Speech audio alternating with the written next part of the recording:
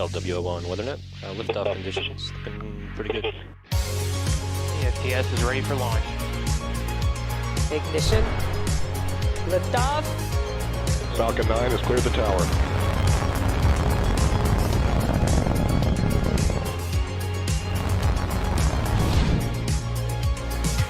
Ten, 9, 8, Side booster ignition. 6, 5, 4, 3, 2, 1.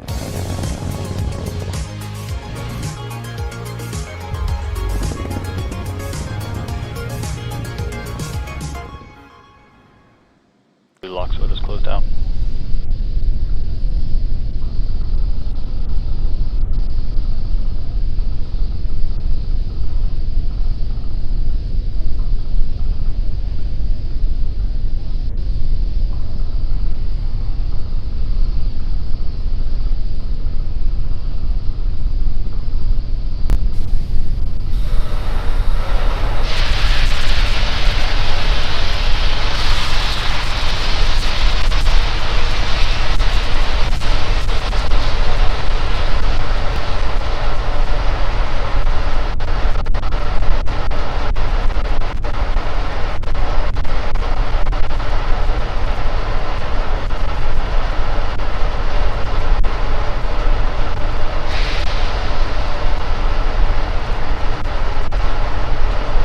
Falcon 9, start up.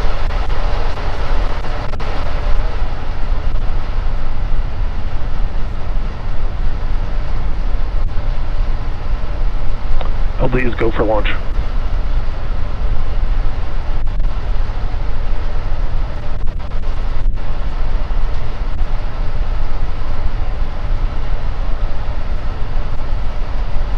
T-minus 30 seconds.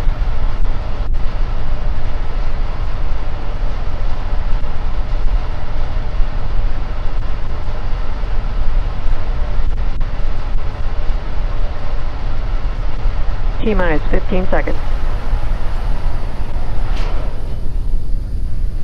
10, 9, 8, 7, 6, 5, 4, 3, 2, 1, 0. Ignition. Liftoff.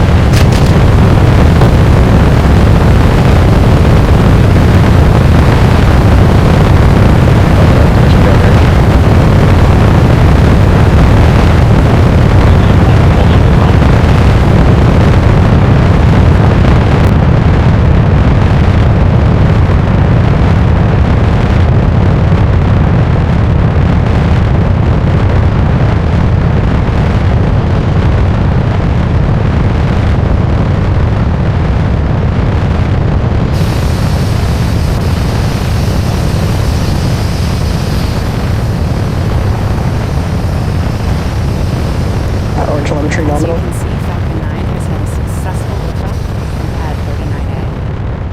Moments ago, we throttled the engines down and we'll throttle back up in just a second in preparation for Max Q.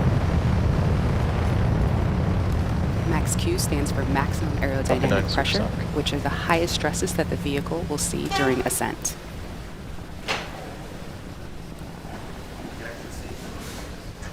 Maximum aerodynamic pressure.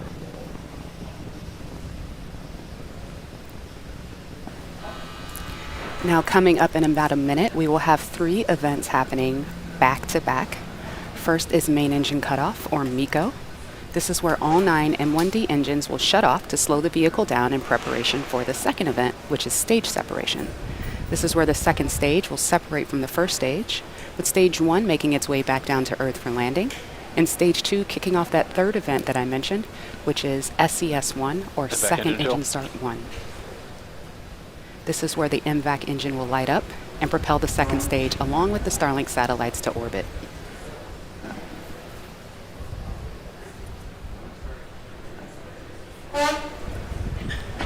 Expecting MECO to occur in about 30 seconds.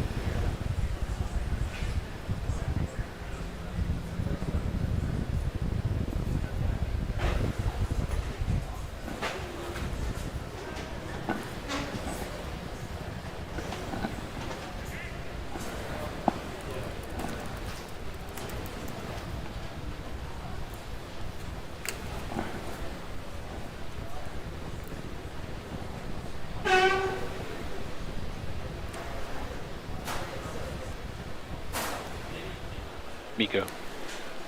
Stage separation confirmed. Successful MECO. Successful stage step. And it appears we have reignited or ignited that second stage engine for SES-1.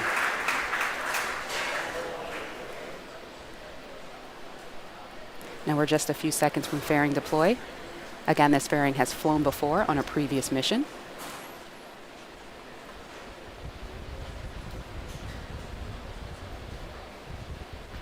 Grid fins are opening up. Fairing separation confirmed. And we have fairing separation. We have successfully reused this fairing. Now those halves are making their way back down to the sea where hopefully we can scoop them up.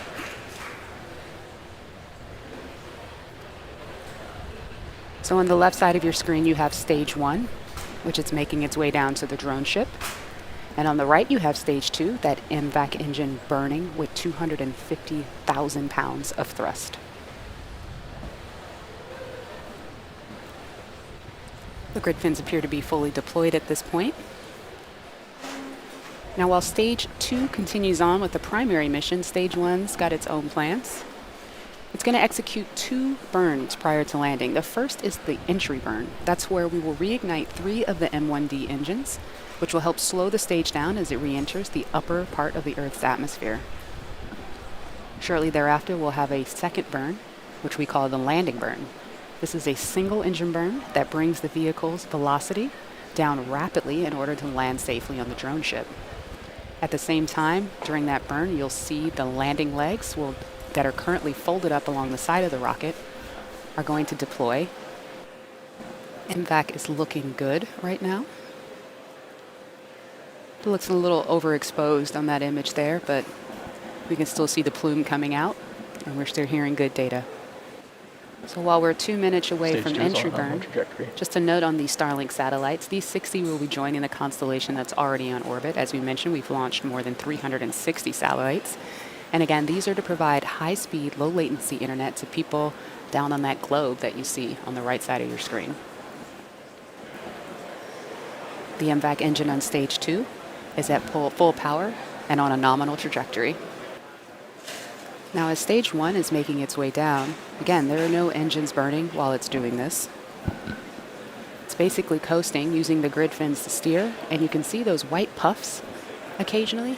That's cold nitrogen gas that is being used for attitude control, part of our ACS system, or attitude control system.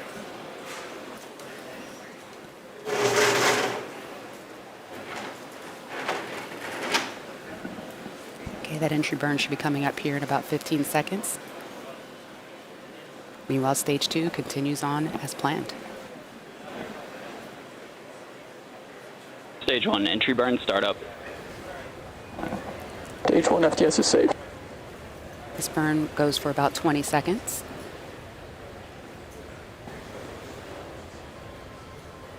Four engines burning at once right now. Stage 2 continues to follow a nominal trajectory. Stage 1, entry burn shutdown.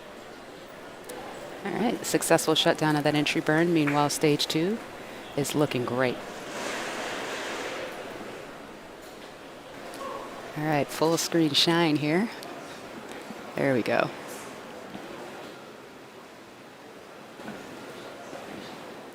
Now this burn on stage 2 is going to continue up until you hear the call out of SECO 1, or second engine cutoff 1. You're going to hear that pretty quickly after landing. Stage 1, entry transonic.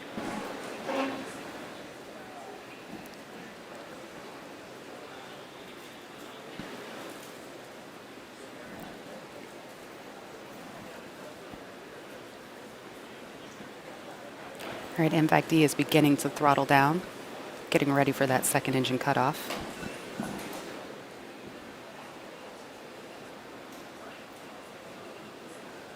Stage 1, landing burn, startup.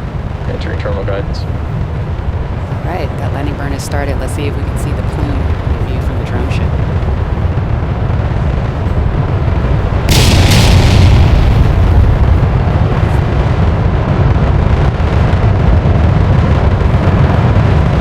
Stage 1, landing burn deployed. Stage 2 FTS is safe. There it is.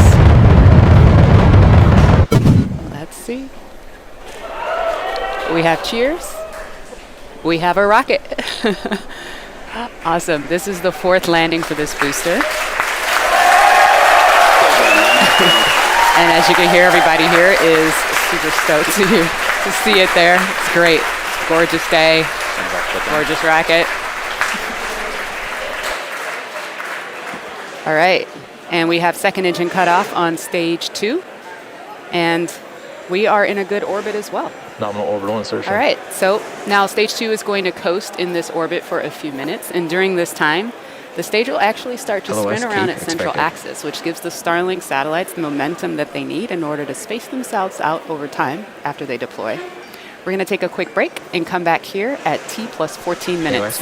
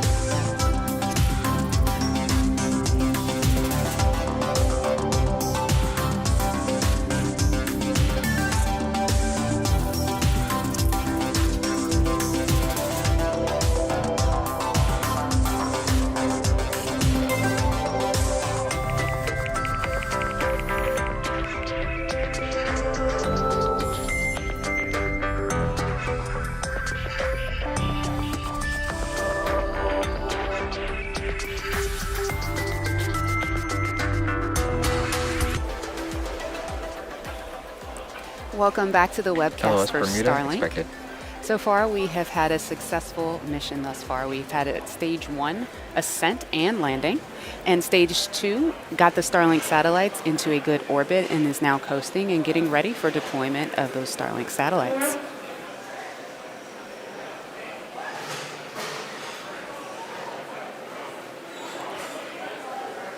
Payload deploy confirmed. Okay, we just heard the call out for payload deploy. Now, as the satellites begin to separate over time, they're going to open up their solar array, and over the next, oh, there they go. All right, that's those 60 Starlink satellites. Look at that cool glow around them. Wow. Now, shortly after, as I was saying, after just coming up in the next, few hours or so, we're going to see the solar arrays deploy. And over the next days and weeks, the satellites will begin to distance themselves away from one another and use their onboard ion thrusters to make their way to their operational orbit of 550 kilometers. Sorry, that image just is always so beautiful and catches me each time. Now, with that, it brings our webcast to a close. We'd like to thank the 45th Space Wing for providing range safety today and the FAA for licensing today's launch. You can follow our website and social media platforms for updates on our next missions and milestones. So until next time, be well, and we'll see you next launch.